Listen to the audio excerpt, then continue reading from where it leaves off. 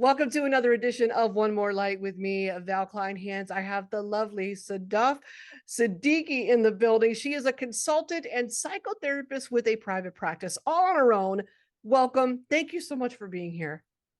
Thank you for having me. I'm super excited to chat with you today. Yeah, well, I loved your content on Instagram, so that's kind of how I got familiar with you to begin with. And I know you talk a lot about self-awareness and emotional barriers. Why did you decide to focus on those two things specifically? It's a great question. I think as a therapist, when I started out, I didn't think that my focus would be on self-awareness. But what I found with working with my clients, especially the age range that I work with, which is primarily young adults, and the majority of my clients are female identifying. So as I was doing the work with my clients and on myself, everything kind of hinged on how much awareness and insight that person was bringing in to their issues, their goals, their values. Um, Everything really just depended on where their starting point was. And so that became my focus. And the thing about self-awareness is that no matter what issue you're dealing with in life, big or small, self-awareness is something that needs to be cultivated for you to make good decisions. And so whether my clients are coming in talking about anxiety, depression, relationships, childhood trauma, self-awareness is just a key component of it. Yeah. Well, so I've always equated self-awareness with accountability. Is that sort of how you define it when within your work as well? Accountability is a part of self-awareness, right? Or I guess it's the next step after self-awareness. So you could have all of the awareness that you want, but you may not have the intention to change or the action steps to change, and then you're just sitting with that self-awareness. So I don't think about self-awareness as the end all be all. I just think of it as a very important component of healing. And then self-awareness and that insight you gain from it then helps you decide, okay, so I know this about me. I know this is a pattern I repeat. What am I going to do about it? What's my intention? What's my goal? So it's kind of like your starting point to further your healing. Okay, that makes sense. I understand a little bit better now.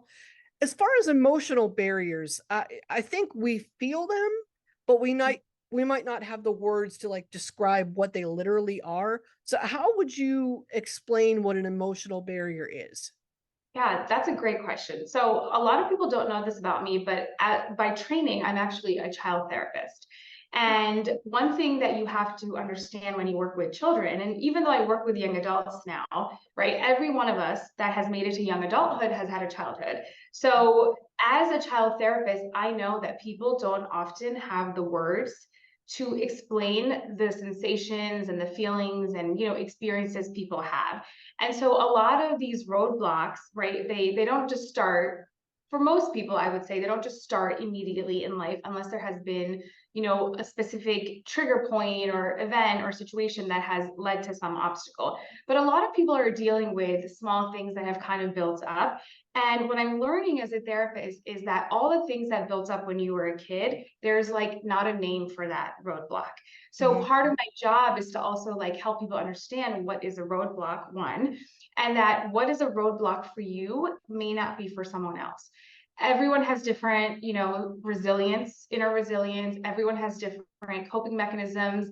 People have different levels of support. And so people tend to be like, oh, this is my roadblock. Oh, but this is easy for me. I don't know why this is hard for you. So roadblock is kind of this subjective thing for a lot of people. And of course, there's objective roadblocks, right? Physical disabilities, environmental stressors, low resources, all of those are roadblocks that I think objectively we recognize as a society. But then there's so many roadblocks that are invisible, right? Neurodiversity, huge roadblock for people. And, for the people who are higher functioning and those who have really learned to mask, it's invisible to the outside world, but it's a huge roadblock for growth and learning. Okay. I went on a tangent. But I was curious to learn as well because I think based on the context, I was sort of understood what it was that you were referring to and what it is that you specialize in.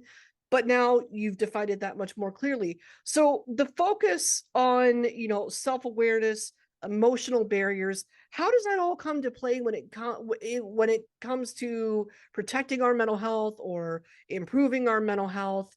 How did you make the connection that all of that sort of came together? Well, if you think about healing as linear, or yes, if you think about healing as linear, you're gonna kind of think about, oh, I need to have self-awareness, and then I'm gonna have this insight, and then I'm gonna take this action step, and then everything will be great. Mm. Unfortunately, healing is not linear. I think this is a phrase that a lot of people have heard before, but in order to understand how all those things come together, you really have to get the concept of that healing is like this. And I know this is a podcast and no one can see my Her hands finger. going up and down is like it's a seismograph or something, like an earthquake's happening. But Exactly. And it's like the heart monitor, right? Going up and yeah. down, because even when you're growing, there's times when you're regressing back, right? And then there's times you're making progress, but then you take maybe sometimes 2 steps back and then sometimes 10 steps back. And so when I think about self-awareness, roadblocks, all of those things, I think about just the journey together. You need to have self-awareness and insight, and then you need to figure out what the roadblocks are. But then you get to a roadblock and you try a certain action step, right? A coping skill doesn't really work for you. You go back to the insight and self-awareness. So you're like going back and forth, or maybe it's like this like circle, but they're not they're like interdependent on each other. That's kind of how it all comes together for me. It all comes into play in the mental health journey and Absolutely. the many directions that it goes. Something else interesting that I read about you, you mentioned on your website that one of the things that inspired you to study psychotherapy and learn all about mental health was just your personal experience of being raised in a South Asian culture where you witnessed a lot of people in your community ignore their mental health and, you know, contribute to the stigma around help seeking, which, okay, Italian American here, we don't tell anybody our business either. We try and handle it ourselves. But from your perspective and you being part of that community, since I'm not part of that community, and I think we have plenty of listeners that aren't, to be honest with you, we want to know what is going on in the South Asian community. What was it that made you feel that way? Yeah, thank you for, asking me about the cultural component of it. It's a really big part of kind of why I am a therapist. So, if I go back to high school or college, I didn't even know what a therapist does. Mental Mm. health wasn't really talked about, not only in my immediate family, but in the community at large. I'm Pakistani, but when I think about South Asians, I think about the broader South Asian community, not just Pakistani people. Mhm. But really, mental health isn't really a topic. And if someone is stressed, someone will say, okay, are you eating well? And yes, there's a component of like eating well and stress, but there's like so much more. Or Mhm. people will say, oh, just relax, right? That's like a very common thing, or don't stress. And I think there's just this lack of knowledge, at least when I was growing up. I think things are changing now, but there was this lack of knowledge growing up about what mental health really meant. So Mhm. if a kid was anxious, it was, maybe you need to study harder. Not like, okay, well, what is it that you're worried about? What is it that is causing you anxiety or stress? And part of the reason for that is because there isn't really language, not that I knew about, right? Language to say I have anxiety, but there is language to say I have a stomach ache. And Okay. so, and anxiety, it manifests physically for a lot of people. If you're depressed, I think parents will be like, you need to go pray more, right? Depending on what religion you believe in.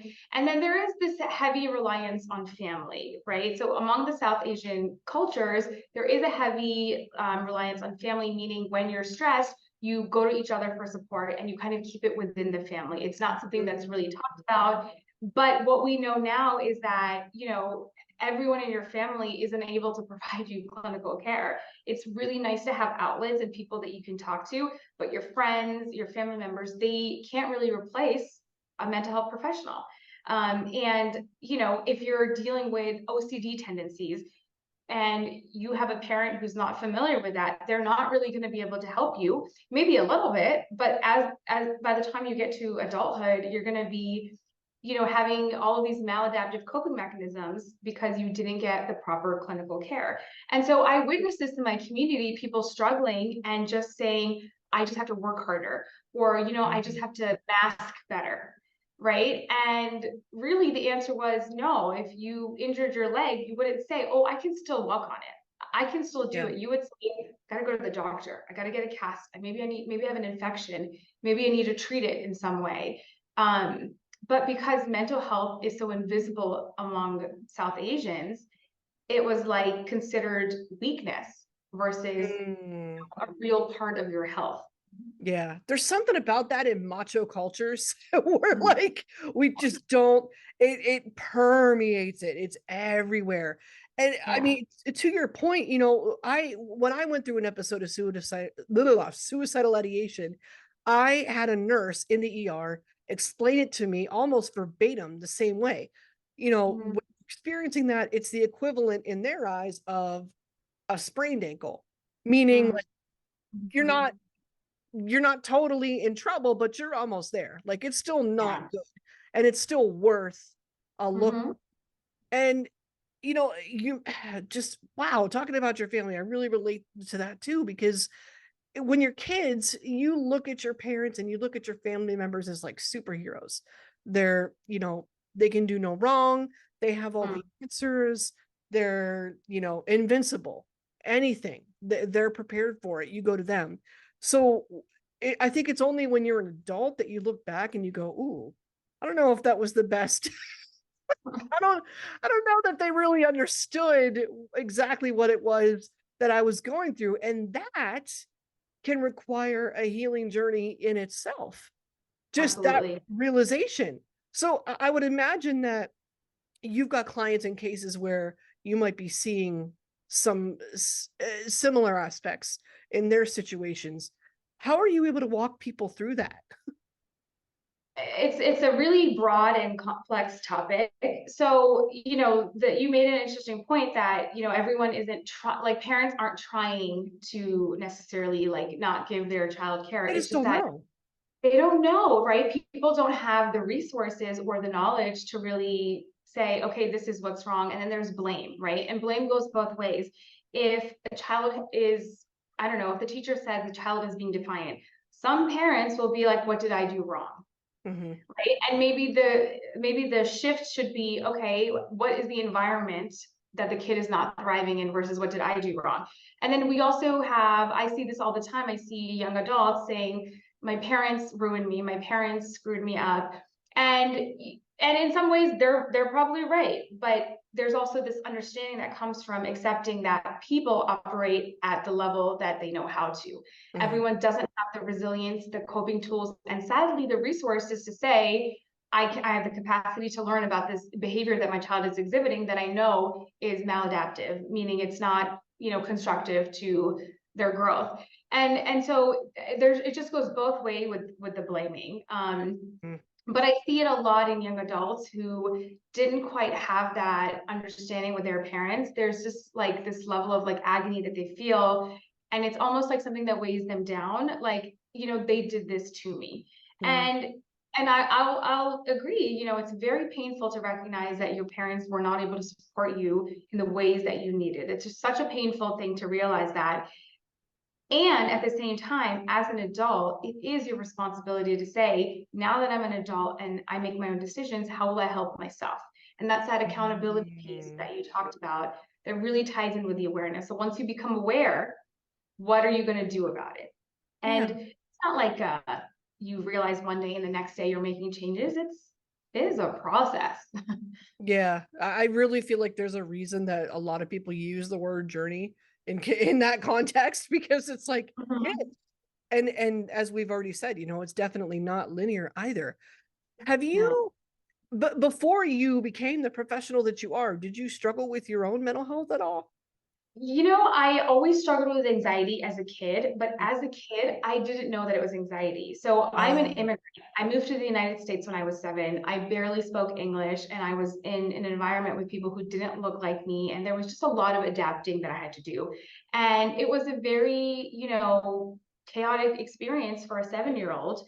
And even though my parents, all parents that are immigrant parents, they do the best they can. mhm, But there is among South Asian cultures, there is this like lack of recognition about what a transition like that does for a kid. And so mm, when I was anxious, I had no idea that I was anxious. I would probably feel nervous or have stomach aches, but as a kid, you don't really think about it. And only when I became an adult and really even in grad school is when I was like, oh, I wonder if this was because of this. You start putting those patterns together. And I read something interesting on Instagram, which is not where I get all my facts, but I read something that said, if you have a childhood, you have healing to do, Mm. Okay. right? People have different amounts of healing, but if you have a childhood, you have healing to do. Mhm. And somehow that statement made me feel so less alone because I was like, you know what? Everyone has to work through something and everyone has a different trajectory. Like some people really struggle in adulthood and some people who had more secure childhoods, some people had less secure childhoods, but you're going to have struggle in your journey. This is part of the human experience. And so your perspective and the way you kind of approach that is really just the game-changing piece. Yeah. Were you able to maybe have that conversation with your family later? Like, hey, I went through a lot here, and while I'm glad to be here, like, whoo, I feel like maybe we Yeah. should talk about some things. Like, And I am so lucky that I had siblings because ah, we're okay. all so close, right? We're so close, and especially my sister, we're only 2 years apart. So that level of like support was always there, and I feel like it always got me through, any difficult experience because there was always someone that was like, "Oh, I get this because I'm in it with you." And not everyone has that close relationship with their siblings, but I think siblings are the only ones who really understand like the uniqueness of each family, whether you get along or not. They're the only ones who can really understand it, especially for the siblings who are closer in age. Because I know there's siblings that are so far apart that they're like, we had totally different childhoods. We Yeah. had different versions of our parents. So luckily I had that support system and that definitely got me through it. And my sister and I, we make jokes about it all the time now as adults. It's good to be in that place. I when I was able Absolutely. to joke about my own thing, I was like, oh, thank God. Like that means I've accepted it, and that means I'm just kind of like, okay, this was one time, but I'm not like stuck there. I don't have to Yeah. I don't have to stay there. I can sort of look at it with a little bit of a lighter lens Mhm. than Yeah. I And did humor. before. Yeah. Absolutely. Humor can really be telling of what place in life you're at. Do you think that humor can help us with emotional barriers? What do you mean? Meaning like, okay, because sometimes I see people say, oh, humor covers things up, or Mhm. humor might, be just a band-aid on something that's really going on inside. And then there are people who are like, laughter's the best medicine. Make yourself laugh however you can. I was just Yeah. curious as to what your thoughts are on that as a professional. Yeah, that's a really good question. So humor is very interesting because it's a spectrum. So there's this like dark, sarcastic humor, and some research actually shows that that is linked to more pain.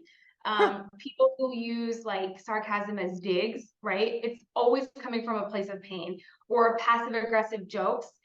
Usually behind that is a little bit of pain, rage, jealousy, sadness. And then you have some research that indicates couples, in relationships, couples who can use humor during conflict, not to like make fun or mock someone, but you Mhm. can use humor as a way to get through conflict, are more playful and have stronger connection and they repair faster. Mm, So really, I think it comes down to what is your humor? Is it a coping mechanism or is it a defense mechanism? okay. Got it. And there is a difference. When it comes to those coping skills, what are some of your favorite ones to use as a person or even, with anybody you're working with? Ah, I love that question because coping tools are everything. And the great thing about them is they're so different for everyone. Mhm. My coping skills, they're kind of, like short term and long term, the way that I've kind of figured out myself. So, short term, if I'm kind of in a bad place, like I'm really angry or I'm really down about something, warm showers are life Mm. changing for me, right? Like super, super helpful for me. They make me feel really cozy. And then there is all this like push towards like the cold showers now. And just thought about it, just like thinking about it makes me cringe, even though I Nah. know Yeah. there's so much research to back up how a cold shower, like a really quick cold shower, like helps your nervous system. Not for me, No, but I'm with you. I need, yeah, warm shower, cozy pajamas, a glass of wine. We're good. yes. We're, Oh my gosh. Literally, if I'm having a bad day and I take a warm shower, I get in my robe and I make a cup of like chamomile tea, I'm good. But yeah. that's only like temporary, right? So if I'm really dealing with something big, I have to talk it through with someone. And you know, like depending on what the situation is, it could be my sister, it could be my husband, it could be just, you know, anyone that I think is gonna be helpful and supportive in that situation. And depending on the situation, I know there's some people that I wouldn't go to that are very unsolicited advice oriented, and other people when I want more direct feedback who are just really great listeners, and that's maybe not their skill. So kind of having that awareness of, well, what do I need right now? Right? And I ask myself this question on a daily basis: how do I feel and what do I need? And that helps me figure out, well, what do I do next? If I am feeling overwhelmed and I can get myself to say, you know what, I need alone time, I might cancel that plan this on like Friday. And that's like that medium like care, right? There's like the immediate care, the medium care, and then the long-term care is really just me having more awareness about my patterns and saying, okay, what will I try not to do in the future? And I try to stay away from goals and focus on intentions, right? Like in friendships, I'm going to be more authentic, or I'm going to, you know, step away from situations that I can't really be myself in. It's more like a broader like intention that I try to remind myself. But you know, like even when you have those good intentions and habits, you still slip up, and that's when like that compassion comes in, right? Instead of the shame talk. Yeah. And the more that you shame yourself, the more you're going to get away from your coping tools, because you're going to be like, nothing works. And then Yeah. you're going to stop using them. So coping tools are also only effective when you're using them consistently. Yep. That makes a lot of sense. Do you like cognitive behavioral therapy? What other types of things do you like to use? Yeah, so I do really love CBT, and I think sometimes CBT doesn't work if you're like deep into like a rumination cycle. Oh Um, yeah. I think in those instances, I really love DBT, which is dialectical behavioral therapy, and the heart of DBT is really emotional regulation. It's Huh. like this connection with your ability to self-soothe, to have distress tolerance. And when I'm kind of in like a not a good place, like I'm upset, or like beyond just something that CBT can do, because sometimes for me, CBT can feel a little superficial, right? The Yeah. actions, the thoughts, and the feelings, and I have to go deeper. And DBT really helps me say, okay, what's really causing me distress right now? Label that emotion and let me figure out ways to soothe myself and shift the way that my body feels physically, so then my mind can catch up to how my body feels. Got it. Okay, that sounds a lot like just the practicing mindfulness that I did when I went through outpatient therapy. Like Yeah, that to me, that was the best thing I could have done because yeah, it made me physiologically practice slowing myself down and yes, simply observing what is and just mm, let a thought come and go. Because yeah, I hadn't done that. I mean, again, I'm from a passionate Italian American family. We talk with our hands. We react pretty quickly to things, and you know, we'll clap back or snap back without a second thought. So for me, that was so helpful to just have yeah. somebody sit there and teach me, no, you can pause for a second and just let something be and let it come and go. But And how hard was it to pause when you like hadn't been used to that? very, I had to Very physically hard. practice. I had to Yeah. physically, like, I think they gave us, I remember they gave us an orange and they were like, hold the orange, and all you're going to do is just let your thoughts about that orange come and go. Oh, I love that. And then it just kind of, the more that you started Uh-huh. physically practicing it, it became that much easier. And Yeah, and that's such a a good point lot about clicked. practice. Yeah, a lot Yeah. clicked. So it sounds like you can use mindfulness as a step toward DBT. What, if I, Mindfulness is a big part of DBT because of yeah, exactly what you said, slowing your body, because you know our bodies react first and then our mind catches up later. So if you slow your body down, then your mind has time to stop chasing after it and kind of get caught up. So I think you said it beautifully. yeah, I love that. So what's next for you? What are you looking forward to just in general? Yeah, well, I get so excited for fall in general Me because I too. don't know why it shifts my mind into like a different kind of work focus. And then also because most of my work is with clients, in the summer, clients have a lot of like travel and all of these things. And so schedules are just like kind of sporadic, where like a client that I usually meet at noon every week is like, I need to meet at like 4 p.m. and then Friday I need to meet at this time. And so I noticed that in the fall, things become more consistent. I'm able to focus a little bit more, and I have more energy for side projects and passion things that I really like to work outside of my private practice. Yeah. What are some of those? What do you like to do in your time on your own? Yeah, it's a great question. I think I definitely love doing these podcasts.